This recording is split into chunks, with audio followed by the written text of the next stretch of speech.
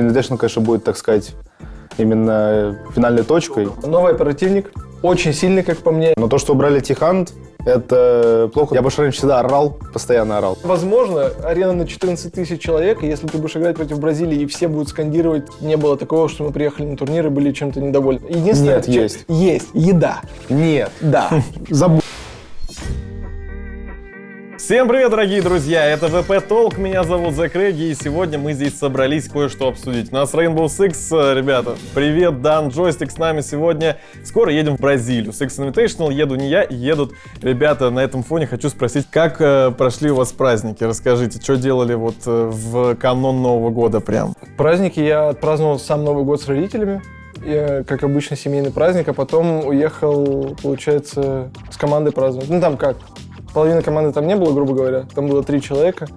И в целом с кайфом отпраздновали. Я сначала с девушкой и родителями, а потом на следующий день к своим родителям поехал. Ну, такой семейный. Ну, можно сказать, что вы отдохнули? Вот как-то перезагрузились в этот праздник? Вообще, в целом, для меня, я не знаю, отдых — это такое понятие растяжимое, потому что вот, для меня праздники — это не отдых. Для меня именно отдохнуть — это надо полностью отвлечься от компа, желательно от вот этой суеты, но праздники для меня не являются этим. Короче, занялся бы каким-то другим видом деятельности, чтобы полностью отстраниться от компа. Вот это помогает. То есть нет такого, что там в какую-то другую игрулю поиграть — это отдохнуть? Помогает тебе отстраниться просто от игры, чуть почеловее будет у тебя, но прям отдохнуть полностью — нет. У меня, наверное, все-таки работает, что если ты в другую игру поиграешь, ты отдохнешь. Считай, у тебя как день с рука. Ты проснулся, 2 прака, потом еще чуть поиграл, спать. И так каждый день. И ты устаешь от этого. А так хотя бы, когда свободное время есть, ты в другое что-то поиграл, и потом заходишь снова в радугу, и уже намного свежее чувствуешь себя, и, в принципе, игра намного больше нравится. На самом деле, в киберспорте единственная большая проблема — то, что у тебя хобби перерастает в работу, грубо говоря. То, что ты до этого играл просто с какими-то серьезными намерениями, а когда ты этого добиваешься, у тебя нету второго хобби. У тебя какое хобби? Нету. Нету хобби, да? У меня нет хобби. Тоже нет, вот проблема. Как вы думаете, вот какая самая большая проблема, которая у вас была в 2023 году, вам удалось от нее избавиться? Я думаю, возможно, у всех такая проблема, то, что иногда ты не чувствуешь игру как команда, как будто встаешь не с той ноги в один день. Просто ты можешь одну тренировку отыграть очень круто, закрыть там каких-то супер-пупер оппонентов, не знаю, а в другой день ты можешь играть против тир-2 команды праг, и у тебя просто что-то не клеится. Вот, то есть вы вроде бы делаете все то же самое, играете по скрипту тому же самому, но что-то у вас не выходит. И я думаю, что главная проблема именно в коммуникации была. А как вы думаете, вы прорабатываете аспект вот именно лановский, то есть не находясь на самом лане, то, что есть небольшие проблемы непосредственно, когда вы приезжаете на ивент, можно ли проработать этот аспект, не находясь конкретно на лане? Вот для меня самая большая проблема то, что в чем отличается игра в онлайне и на лане, в том, что люди, во-первых, играют совсем по-другому, потому что когда ты играешь турнир, там все-таки уже совсем другие мысли у ребят в голове, которые против тебя играют, и плюс пинг. То, что у нас пинг домом 60, там, в зависимости от сервера, а на лане пинг 9. И ты можешь вообще другие совершенно вещи вытворять. Плюс на лане плохо слышны некоторые звуки. Да нет звука там просто. Вот я не знаю, с чем это связано. Допустим, звуки планта бомбы, какие-то дропы, залеты в окна. Их бывает порой вообще не слышно. И то есть ты можешь на этой агрессии, на каких-то неожиданных мувах на лане выиграть очень много раундов. В онлайне тренировать то, что ты будешь делать на лане, это, конечно, можно, но просто тебя будет за это наказывать. Да, у тебя просто не будет ничего получаться, но все равно мы стараемся это делать, потому что мы понимаем, что на лане это сработает. А по поводу там звука жаловались? У вас же вертолетки должны быть. Да, но это именно как будто бы проблема самого клиента игры. Да, скажи мне, пожалуйста, как по-твоему, плохо или хорошо то, что нет даже каких-то малейших турниров перед Invitational? С одной стороны, это хорошо, потому что другие команды не будут знать, как ты играешь, помимо тех, с кем ты тренируешься.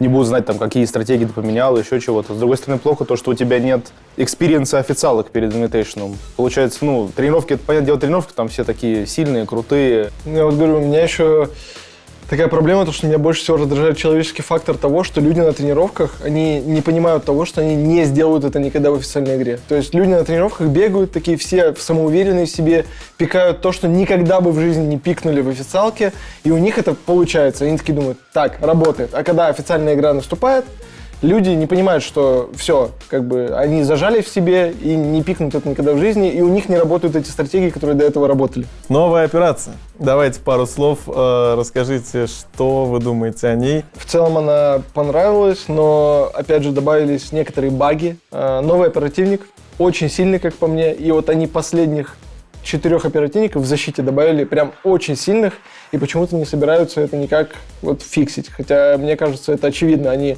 в каждом пике присутствуют, на каждой карте, их часто берут. А нерфят только эти пушки у атакующих, которые и так бедолаги просто. Да, да. У них из сил нормальных есть только прицел 1,5х. Убрали хаешки, и теперь можно на некоторых картах в защите довольно развязно себя чувствовать. То, что ты не боишься, что тебе под жопу прилетит хае и взорвет тебя. А до этого такое часто происходило, поэтому в защите ты себя поувереннее теперь чувствуешь. Новая мета будет, если мы рассматриваем нового оперативника, как вы думаете? Да. Ну, и больше всех новая картах. мета именно из-за того, что хае поменяли. Сейчас гранаты вообще не используются, никто их не берет. Ну, только по приколу, Ну, редко. поприкалываться чисто. Именно один персонаж, он меняет только... Ну, именно суть твоей атаки меняет. Потому что ты не можешь распилить стену, когда этот персонаж вместе с каидом или бандитом используется. И ты, получается, просто стоишь и смотришь на эту стену. И тебе надо какие-то другие пути придумывать. И именно полностью мету это не поменяет, но вот гранаты поменяли уже мету. Что можете про стекломиры сказать, которые теперь ломаются достаточно проще? Это круто. Это круто. Это наконец-то они сделали, потому что до этого был один оперативник, и которого было и то впадло пикать, это Твича, который ломало это окно. Теперь Аше даже не надо куда-то за спину окно мира заходить, там ломать что-то, ты просто выстрелил в центр. Я считаю, что это еще и баланс на плюс, потому что если ты вот хочешь... Потому что Мира была таким персонажем, который чисто соло. Ты поставил окно, Да. стоишь, тебе ничего сделать не могут, просто стоишь, кайфуешь. И очень много времени это забирало. Да, а сейчас, получается, если ты хочешь сыграть на Мире, ты должен договориться со своей командой, что тебе там поставят какие-то соги под это, в амайке, что тебя защитят от этого эш-чарджа. По факту, типа, если челы захотят защитить, не смогут защитить, потому что всего 2 эш-чарджа.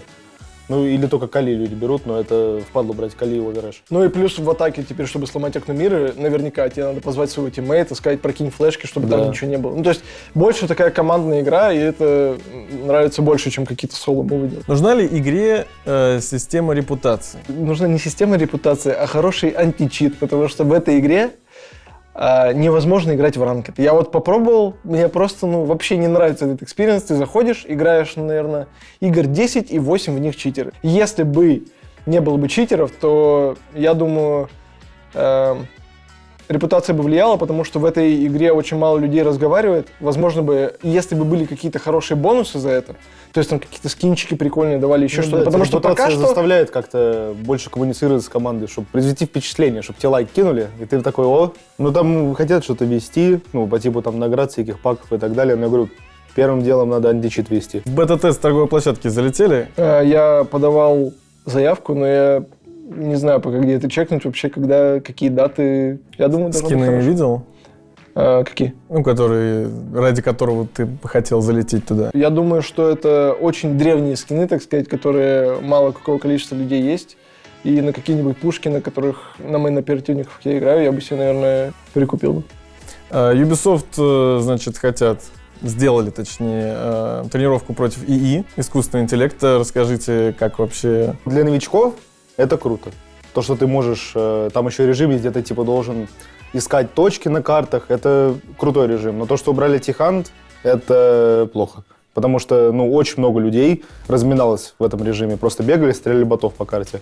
А сейчас с этим режимом ИИ, это как больше именно для новичков, чтобы ознакомиться с игрой. Понять, там, что вот персонажи, там, это делает, это этот. И ты просто, видишь, как будто они, так сказать, имитируют, что они реальные противники и пытаются играть, типа, как люди. Это, на самом деле, прикольно, но ради этого выбирать T-Hunt как будто плохая затея, потому что, реально очень много людей разминались именно в T-Hunt. Не в ДМе, там, не на стрельбище, а именно в T-Hunt. И выходит обновление, Ubisoft за этим следит. Значит ли это, что нет понимания, что игра там скоро умрет? Я думаю, все равно, что когда у тебя постоянное обновление в игре, хоть какие-то, может быть, и незначительные, ну, иногда они бывают в mid-season патче выпускают там какие-то отдачи нерфят, там полторашки убирают голографы, какое-то крупное обновление, то, естественно, это заставляет новых игроков каких-то, точнее, старых игроков возвращаться в игру, чтобы там в ранкет поиграть или что-то поделать, короче, в игре новое. Это освежает аудиторию. Перерыв между катками. Время пополнить припасы с Яндекс.Едой. Все от бургеров до десертов и доставка быстрая прямо к вашей клавиатуре. А если вы заказываете в первый раз от 1000 рублей, то по промокоду ITSVP вас ждет скидка в 350 рублей. Успейте воспользоваться промокодом до 31 декабря 2024 года. Давайте, собственно, перейдем к Бразилии, к разговору про Бразилию. Вы совсем скоро там окажетесь. Расскажите, какой это будет Invitational для вас по счету. Джойстик, давай с тебя начнем. 5-й. Но у вас один, то есть один счетчик. Нет. Нет, у тебя не 5 джойстик точно. Ну смотри, Смотри, я... в 18-м Room Factory, в 19-м, в 20-м. Смотри, давай посчитаем. Я был в Канаде на Инве. Ой, ну так ты, конечно, считаешь, я Нет, не ну ты посчитаю. был в Канаде. Подожди, я давай посчитаем, сколько у меня было. Давай, а у тебя давай. ты досчитаешь. Смотри, вот я был в Канаде на Инве. Мгм. Потом, по-моему, был Инве в Париже. Мгм. Потом Швеция был еще Инве в была, Швеции. ага. И сейчас мы едем, получается, это будет 4-й мой. А у меня на 2 больше, значит 6. 6. 6 и 4. Вот ты как опытный человек на 2 инве, что ты можешь сказать, что изменилось со времен Стокгольма? Да я не сказал бы, что что-то сильно поменялось. Они всегда делают крутые ивенты, крутые снимают отели, все круто по продакшену. То есть не было такого, что мы приехали на турнир и были чем-то недовольны. Единственное, Нет, есть еда. Нет, Да. забудем. Да. Лан-билда нет в практике. лан-билда нет, Это парни, да, позор. да, согласен. Это просто было только на последнем турнире. На 2. Как только Ну, я пришел, про не было лан-билда. я Что про такое Инву. лан-билда? Это когда ты, короче, сидишь в комнате, там, где ты тренируешься. practice room. Practice room твой. И ты можешь играть на лан-билде с другими ребятами, которые также в комнате играют. Типа ты играешь, но Ну, в комнате не в одной своей, комнате. в мини-комнате. Просто тренируешься Да. с командами, которые также на лане, и ты привыкаешь как раз к лан-билду. Раньше всегда такое было. Мы приезжали, пару Да, дней да. поиграл, привык, все супер.